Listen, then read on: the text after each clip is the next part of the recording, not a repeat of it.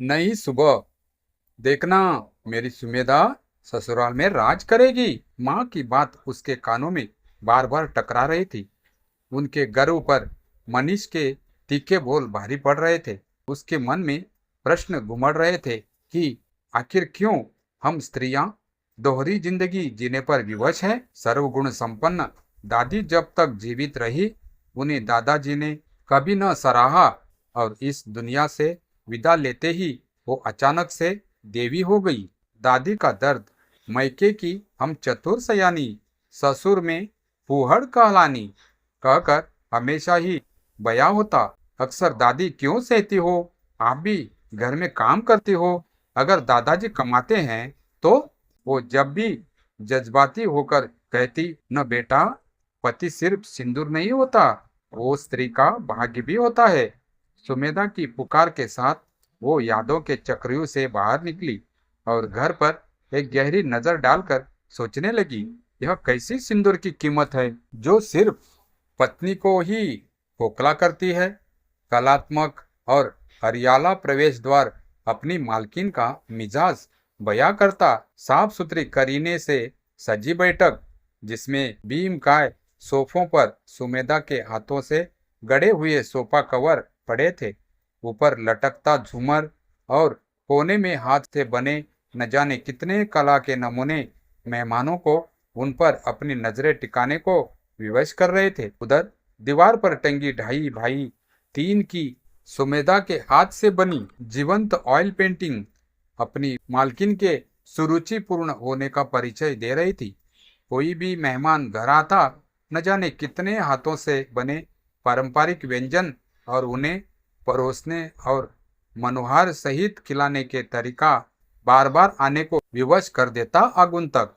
उसकी मेहमान नवाजी के सभी मुरीद रहते क्या पड़ोसी, क्या रिश्तेदार, और इस सब के पीछे बोलती सिर्फ और सिर्फ सुमेधा की मेहनत। जबकि मनीष इसे सबको अपनी अनुशासित रखने की आदत मानता।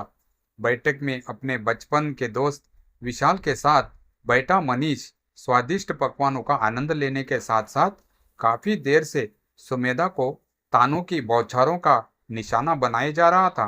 विशाल की पत्नी रूपाली सुमेधा के साथ अंदर रसोई में थी।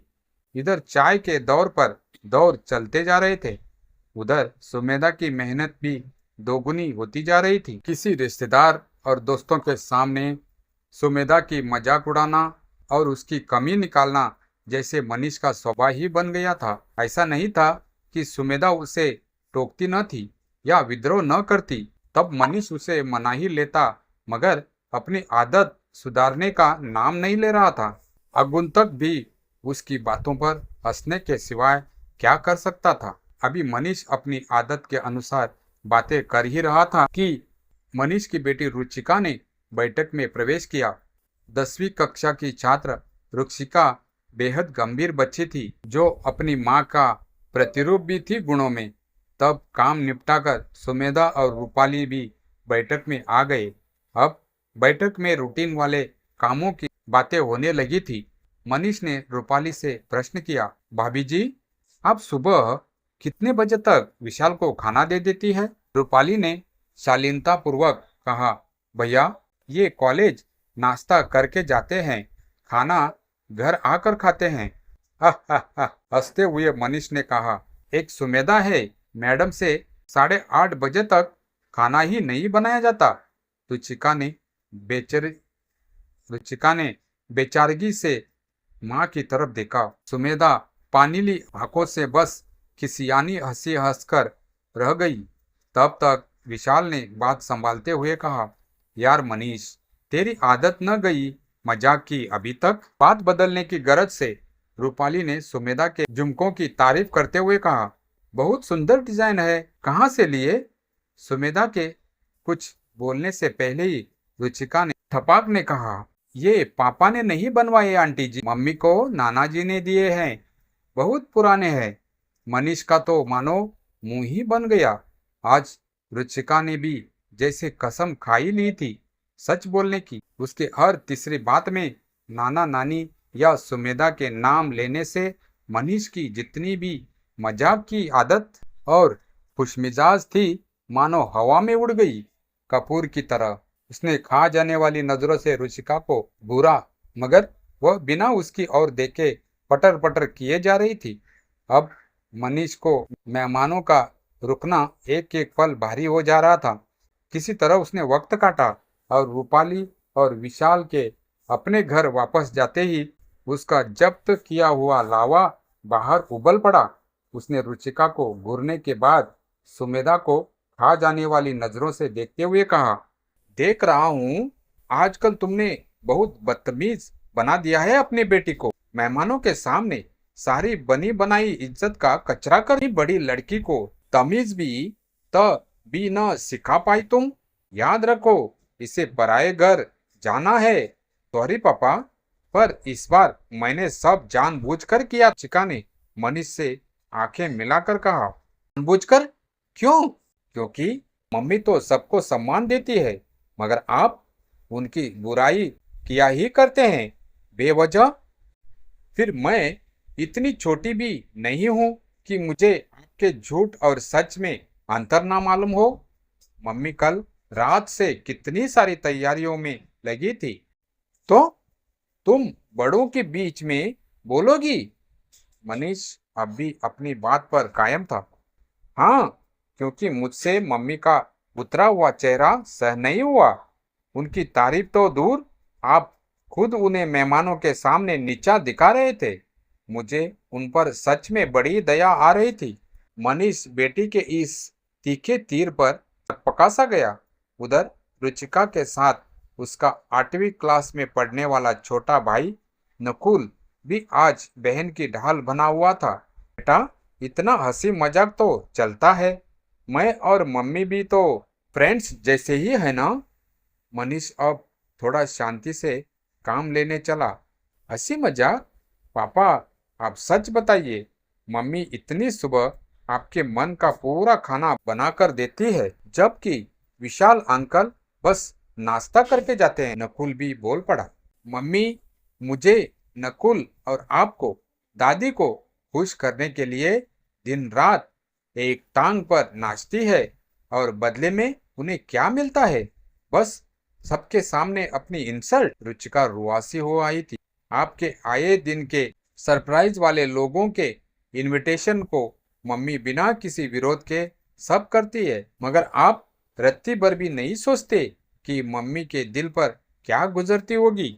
रुचिका की बातों को मनीष सिर्फ अक्षर से सुनता ही जा रहा था।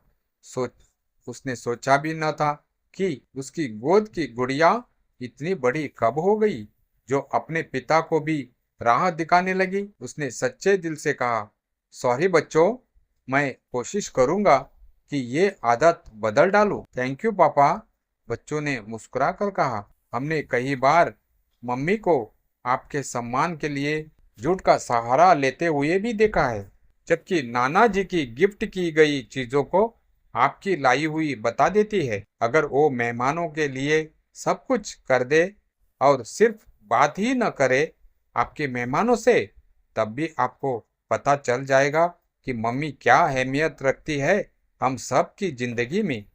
हाँ पापा, मम्मी को उनके हिस्से का सम्मान मिलना चाहिए, उनके अपने ही घर में। नकुल ने ठहरे स्वर में कहा, नहीं तो हम दोनों भी आपसे बात नहीं करेंगे। अब मनीष को सोचना ही पड़ा इस बारे में, और सुमेधा खामोशी के साथ प्यार भरी नजरों से अपने बच्चों को देख रही थी और सोच रही थी, कौन कहता है कि माँ के बाद मौसी नहीं मिलती। आज बच्चों ने वो कर दिखाया जिसमें उन्हें बरसों लग गए। एकांत के क्षणों में मनीष बोला, सॉरी सुमेधा, मगर आज सुमेधा बात को आर पार करने के विचार में थी। उसने प्रश्न किया, मनीष, विवाह की बेदी पर सिंदूर दान के समय आपने मेरे आत्मसम्मान की रक्षा की भी शपथ ली थी, पर कीमत सिर्फ मैं ही चुका रही हूँ। विवाह का अर्थ सिर्फ पति पत्नी का साथ सोना नहीं है, एक दूसरे का होना भी है, उसका सम्मान करना भी है। आप इस विषय में शुरू से असफल रहे हैं। मैं नहीं चाहती कि ये आदत रुचिका में गलत को सहने को जन्म दे, और नकुल को गलत करने को सिंदूर गर्व होता है, उसे अंगारा मत बनाइए, कहकर वह मुंह फेर कर सो गई। मनीष को आज पहली बार इस मोर्चे पर दोहरी चोट मिली थी। रुचिका की बात आपकी ही कहते हैं। रुचिका की बात आप ही कहते हैं। सम्मान किसी भी कीमती चीज से ज्यादा कीमती होता है। तो जब सबको मिलता है तो मम्मी के लिए कंजूसी क्यों? मुझे आप जैसे लड़के से बिल्कुल शादी नहीं करनी। उसने उसे सोने नहीं दिया। उसे अपनी कुंठित सोच पर दर्द के साथ गर्व भी हुआ कि मेरे बच्चों की सोच इतनी सी उम्र में ही भी मुझसे बेहतर ही है। आज माँ के लिए बच्चों के उठाए गए कदम ने मनीष के हृदय को भी आनंदित कर दिया था। सिंदूर की कीमत एक दूसरे का सम्मान है, ये उसे भले ही देर से समझ आई। सुबह उसके सॉरी कहने भर से ही सबके मन में नई शुरुआत हो चुकी थी।